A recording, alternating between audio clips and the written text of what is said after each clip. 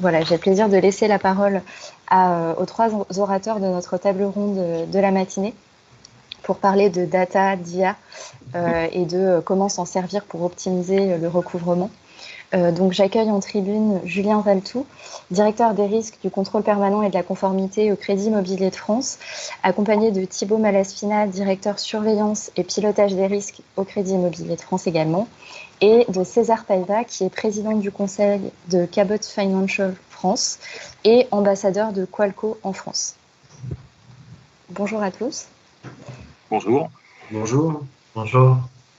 Alors, je vais vous laisser peut-être, Julien, nous présenter tout d'abord quelle a été votre stratégie au Crédit Immobilier de France au niveau du déploiement de l'IA et ce que vous avez mis en place. Tout à fait. Merci beaucoup, Adèle. Donc, effectivement, je suis Julien Valtou, directeur des risques du contrôle permanent et de la conformité du Crédit Immobilier de France. Voilà, c'est marqué. Donc là, on va parler d'outils. On va parler d'outils et de recouvrement. C'est pourquoi on est là aujourd'hui.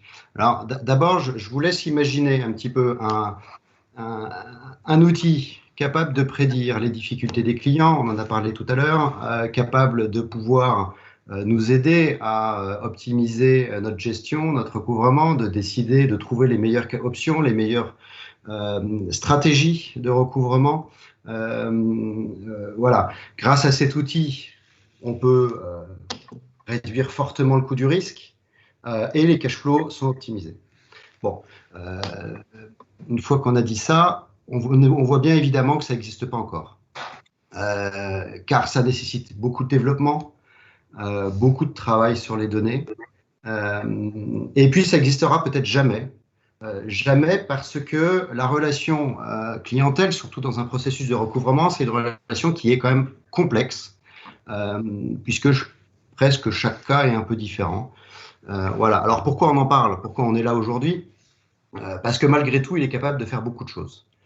Il est quand même capable, dans l'intérêt du client et dans l'intérêt de la banque, de trouver des solutions pour justement optimiser ce processus avec les données qu'on a à notre disposition et tous les traitements qui existent, que ce soit des développements qui pourraient être faits dans l'entreprise, des développements qui pourraient être faits par des startups ou même l'open source. Donc c'est justement l'objectif du CIF. Donc le CIF a travaillé depuis 5 ans maintenant sur ce sujet. On a investi massivement sur les femmes, les hommes de l'entreprise pour pouvoir justement augmenter leurs compétences. On a parlé des formations tout à l'heure pendant le café virtuel.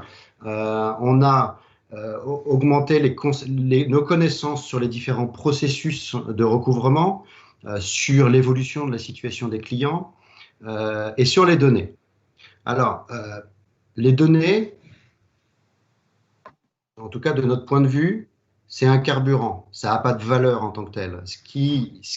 La valeur de ces données, elle est construite par les traitements et par les outils qu'on va construire derrière.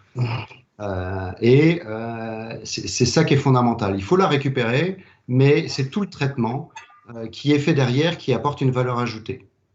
Et je laisserai Thibaut tout à l'heure en parler.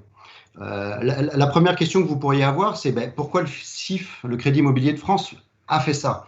On est en résolution.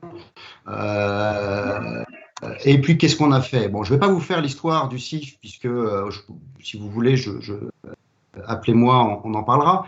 Mais pour faire court, on est en résolution, on ne fait plus de nouvelles productions.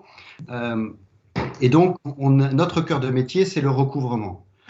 On n'a plus les revenus qui sont amenés par la nouvelle production, donc on se doit d'optimiser le plus possible le recouvrement pour mener à bien la résolution jusqu'en 2035. Voilà, on a quand même un portefeuille qui est encore important, on a 9 milliards d'encours, donc on ne peut pas s'arrêter comme ça. Voilà, donc les investissements qu'on a faits jusqu'à maintenant nous ont permis de diminuer significativement le taux de passage en douteux, et les cash flows recouvrés, et aussi de maîtriser fortement le coût du risque. Voilà. Je suis toujours dans les temps, hein, c'est ça? Donc, qu'est-ce qu'on a fait? Très, très court. Après, je laisse Thibaut. Donc, on a construit beaucoup d'outils de score et des outils dynamiques comme des applications qui permettent justement de pouvoir suivre en temps réel les différents indicateurs, des indicateurs avancés en des temps très rapides. Mais on a aussi travaillé avec des mélanges de machine learning et de calcul déterministe et de valeur économique de créances, de valorisation de créances. On a implémenté des outils d'aide à la décision, mais toujours dans un esprit d'augmenter le gestionnaire et sa stratégie, mais jamais pour le remplacer, puisque ce n'est pas notre objectif. Voilà. Donc, Thibaut va vous présenter un des exemples de développement qu'on a fait, que nous, on a nommé Essor. Donc, je laisserai Thibaut dire ce que c'est Essor, pourquoi Essor. Voilà. Merci Thibaut. Allez, très bien. Bonjour à tous. Moi, je m'appelle Thibaut Malaspina et je suis en charge de la surveillance et du pilotage des risques au sein de l'équipe de Julien. Pour ma part, effectivement, je vais rentrer un peu plus dans le concret en vous présentant l'outil Essor que Julien vient d'introduire. Donc, cet outil il a été construit dans le but d'optimiser la valeur de nos créances NPL en orientant les gestionnaires du recouvrement vers les meilleures solutions à leur disposition. Et pour faire le lien avec la présentation de Julien, l'idée en fait de base, c'était de passer d'une logique de maximisation du volume d'encours recouvré, qui finalement joue exclusivement sur le coût du risque, à une stratégie plus globale d'optimisation de la valeur d'une créance, en agissant donc sur toutes les lignes d'un compte de résultat, donc le PNB, les frais généraux et le coût du risque. Donc les questions que vous devez vous poser et auxquelles je vais tenter de répondre en 5 minutes, ce qui ne va pas être évident, c'est comment cet outil permet d'optimiser la valeur et comment il a été construit pour répondre à cet objectif. Donc cet outil, en fait, il permet d'optimiser la valeur en recommandant au gestionnaire la solution de recouvrement qu'on estime aussi comme étant la plus rentable. Les différentes solutions que vous connaissez bien, qui vont être proposées du coup au gestionnaire, sont le recouvrement amiable classique des échéances impayées, la restructuration d'une créance, la vente amiable d'un bien, les solutions contentieuses, la déchéance du terme, etc., etc. Donc l'outil Essor, il va fournir une valorisation en fait pour chaque scénario qui découle de la mise en place de ces différentes solutions. Et ensuite comparer les valorisations de ces différents scénarios. Et c'est la solution qui permettra d'optimiser le plus la valeur de la créance qui sera recommandée au gestionnaire in fine. Donc la principale force de l'outil, finalement, c'est de valoriser des créances NPL en fonction de plusieurs scénarios à la main des gestionnaires. Cet outil est construit sur la base de 2 modules. Donc, on a un module de calcul statistique et un module de restitution qui est utilisé ensuite par les gestionnaires durant l'analyse des dossiers. Donc, pour commencer par le module de calcul, c'est un module qui contient plusieurs volets. On a un volet de score client, on a un petit peu parlé tout à l'heure. C'est un module qui est construit intégralement via du machine learning pour le coup et qui a pris donc sur l'intégralité de nos données sur un historique de plus de 5 ans et qui va classer chacune de nos créances sur 4 tranches de risque. Un deuxième volet qui est très important, qui sont des matrices de transition d'état, également construites grâce à notre historique, et qui donnent pour chaque tranche de score dont je viens de parler et chaque état de départ possible d'une créance, les probabilités d'aller dans d'autres états le mois suivant. Donc, je prends un exemple pour illustrer. On va avoir un prêt qui est en score 4, donc le plus risqué, avec un état de départ sain avec 2 impayés. On saura via la matrice qu'il aura X% de chance d'aller le mois suivant à 3 impayés, ou X% de chance de revenir en sain sans impayés, etc., etc. Donc ces matrices, c'est un peu le pilier de notre méthode de valorisation puisqu'elles vont permettre de projeter la créance et son encours dans le temps et dans chacun des états possibles. Et ensuite, on a un dernier volet qui est un algorithme déterministe dont Julien a parlé, qui va calculer le PNB, les frais généraux et le coût du risque généré pour chaque mois de projection de l'encours et chaque portion de prêt propagé dans les différents états pour aboutir in fine à une valorisation de la créance. Cette valorisation, elle va être différente pour chaque solution de recouvrement qu'on va étudier, celle que je vous ai présentée tout à l'heure. Par exemple, si on prend un prêt qui est aujourd'hui dans un état sain avec 2 impayés, on va le repositionner dans notre matrice de transition, dans l'état de départ déchu du terme.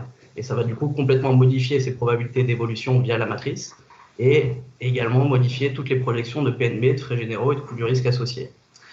Ce dont on s'est rendu compte en testant l'outil, c'est qu'il y a un grand nombre de variables finalement qui impactent les recommandations. Il y en a qui sont les principales et qui paraissent assez logiques, qui sont l'état de départ des prêts, à quel niveau d'impayé il est qu'il est surendetté, non surendetté, déchu U terme, non déchu U terme. Ça, c'est assez logique. La LTV aussi, qui va évidemment être une variable importante. Mais il y a aussi des variables, donc le score client, la durée résiduelle, le taux d'intérêt du prêt et beaucoup d'autres variables qui vont entrer finalement dans la décision, dans la recommandation que va proposer l'outil. Donc ça, c'est pour le module de calcul. Et donc, comme je le disais tout à l'heure, il y a également un module de restitution qui permet de recommander au gestionnaire donc, la meilleure action. Il ne va pas seulement se contenter de lui proposer l'action qui paraît le plus rentable. En fait, le but, comme disait Julien, c'est pas seulement de forcer une décision, c'est d'aider le gestionnaire à prendre sa décision. Et donc, l'outil de restitution va l'amener vers un cheminement de pensée qui lui permettra de valider qu'il s'agit bien de la meilleure action à lancer. Donc, par exemple, si ESSOR recommande au gestionnaire de poursuivre le recouvrement amiable, il va également lui demander pensez-vous que le client sera en mesure de rembourser la somme de X euros dans un délai de X mois? Et si le gestionnaire, après analyse du dossier et échange avec le client, il estime que effectivement c'est la meilleure action, alors il la lance. S'il estime que non, alors l'outil ESSOR va lui proposer une autre solution qui sera peut-être la déchéance du terme ou la restructuration. Évidemment, les sommes en question, qui sont proposées au client, elles sont calculées également par le moteur de calcul. Et l'objectif, c'est de couvrir à minima les coûts de portage du dossier. Voilà, donc j'ai fait le tour sur la présentation synthétique, on va dire, du fonctionnement de l'outil. Je voulais ajouter un point qui est important, c'est que cet outil, il a été construit par le CIF, mais avec une aide indispensable, à mon sens, d'un bureau d'études qui s'appelle Datastorm, et qui est une filiale du groupe NSAE-NSAI, qui est spécialisé en modélisation statistique et dans toutes les nouvelles technologies liées à l'intelligence artificielle. Et quand je dis indispensable, c'est parce que c'est vraiment finalement l'association de véritables techniciens de la statistique, qui sont les consultants de Datastorm et de profils plus orientés métier comme Julien et moi, qui a permis d'atteindre ce résultat et d'avoir un outil qui soit vraiment efficace. Voilà, j'ai tout dit. Je vous remercie pour votre écoute et on est évidemment disponible avec Julien pour répondre à vos éventuelles questions. Merci beaucoup Thibaut et Julien. César, puisque vous avez une double, vous êtes à la fois Cabot et Qualco, donc avec cette expertise double, qu'est-ce que vous pensez, vous, du traitement des données et de son importance dans le recouvrement à l'avenir et aujourd'hui d'ailleurs? Merci Adèle. Donc bonjour à tous, César Paiva. J'espère que j'ai eu quelques difficultés de connexion ce matin, donc des qualités des ressources. J'espère que ça ne va pas trop nous perturber. Je suis donc le président de Cabot Financial France, qui est la filiale française de l'un des leaders européens de la gestion de crédit et du recouvrement, la société Cabot Credit Management, qui est à son tour la filiale européenne du leader mondial du secteur, la société Anchor Capital, domiciliée à San Diego, en Californie, et cotée au Nasdaq. Alors, chez Cabot, nous achetons des portefeuilles des créances sans payer qu'on gère par la suite pour compte propre, mais nous effectuons des prestations de recouvrement et d'externalisation auprès de nos clients. Eh bien, chez Cabot, nous travaillons avec la société Qualco depuis 2013. Nous avons été peut-être l'un de leurs premiers clients en France. Alors, Qualco est un éditeur de logiciels spécialisé dans les métiers de la gestion de crédit et du recouvrement. Ils ne font que ça. Et notre expérience avec eux a été très satisfaisante au point où j'ai accepté de devenir leur ambassadeur en France, donc leur représentant. Alors, cette expérience nous a permis de comprendre à quel point il est important, il est clé de pouvoir s'appuyer sur des outils technologiques à la pointe pour augmenter la productivité de nos opérations au moyen de ce qu'on appelle donc la data science ou, si vous voulez, l'intelligence artificielle. C'est essentiel. Donc, je vais vous donner quelques exemples concrets. L'un de nos clients, par exemple, a un portefeuille de débiteurs de plus de 3 500 000 débiteurs. et une plateforme de recouvrement d'une centaine d'agents de recouvrement. La question qui se pose donc est assez simple. Par où on commence? Qui on appelle d'abord? Comment on le sollicite? Avec quel discours? C'est d'une certaine façon comment on fait du CRM du recouvrement, puisqu'il est évident qu'avec seulement 100 agents et 3,5 millions de débiteurs, eh bien, une certaine intelligence de contact s'impose. Et c'est là où l'élaboration de modèles prédictifs, de scores d'appétence, de scores de propension à payer, vous permet de finalement atteindre 85% du potentiel d'encaissement du portefeuille en question en sollicitant uniquement 15% des débiteurs. Et ça, c'est atteignable avec des techniques de modélisation non linéaire. Si vous faisiez la même chose avec des scores plus traditionnels, on est à 5 points de moins, donc à peu près à 80% d'encaissement pour 15% de la base sollicitée. Vous voyez que cet écart d'augmentation de la productivité peut s'avérer très significatif. Alors pour faire cela, vous avez besoin à la fois d'un outil de gestion des créances qui vous permette de déployer des stratégies de contact automatiquement, et ça c'est un outil précis, mais vous avez besoin aussi d'un autre outil qui vous permette de maintenir à jour vos différents modèles. Donc un outil plus porté sur l'intelligence artificielle en tant que telle. Ces deux outils distincts dont vous avez bien besoin si vous voulez non seulement élaborer des modèles performants, mais surtout, et c'est la clé de voûte, bien entendu, pouvoir les déployer de façon efficace.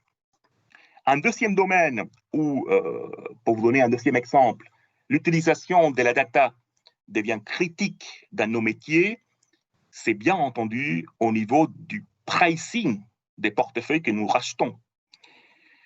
Quel est, par exemple, ou quel sera l'impact de la crise sur le comportement des débiteurs, sur leur solvabilité et, in fine, sur vos potentiels d'encaissement? Eh bien, cela nécessite des techniques de modélisation fines, d'autant plus que les modèles prédictifs qui ont bien fonctionné dans le passé ne sont pas forcément les mêmes qui vont bien fonctionner à l'avenir suite aux conséquences de la crise. Vous voyez que là encore, il est essentiel de déployer de l'intelligence artificielle de façon efficace. Il en va de notre profitabilité. On est dans un métier high risk, high return.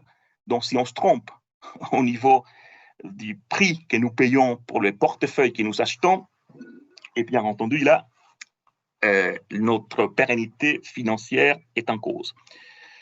Donc voilà, deux exemples très concrets. Pour finir, quelques enseignements qui sont issus de notre expérience en utilisant la data science pour optimiser nos opérations. Le premier enseignement, c'est que ce qu'on appelle la data engineering, c'est-à-dire la capacité de déploiement des modèles une fois que vous les savez élaborer, est plus important que la qualité des modèles prédictifs en tant que tel.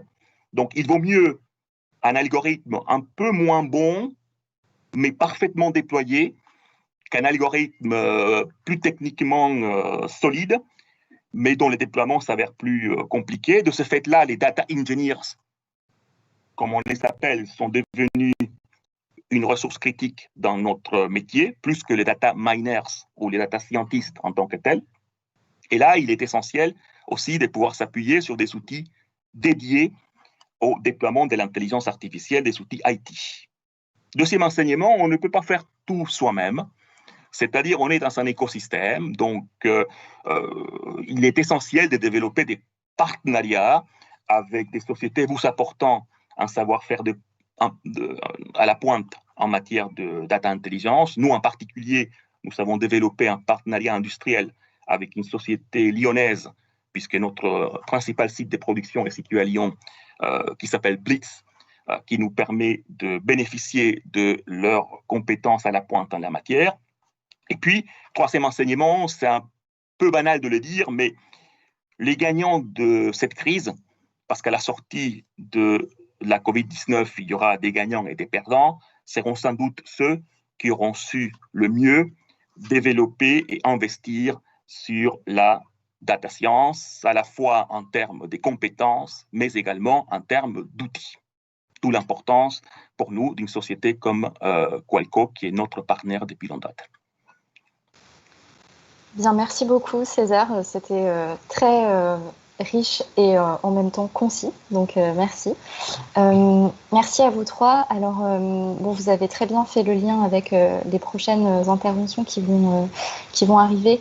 Ce que je vous propose pour les questions, donc j'invite vraiment tous les participants à se joindre tout à l'heure au Teams à partir de 11h10. On vous transmettra un lien Teams où vous pourrez poser toutes vos questions et je pense qu'il y en aura beaucoup. Je pense qu'il y aura aussi beaucoup d'échanges qui vont rebondir sur ce que vous avez tous les trois présenté. Donc merci encore à vous trois pour ces interventions très intéressantes.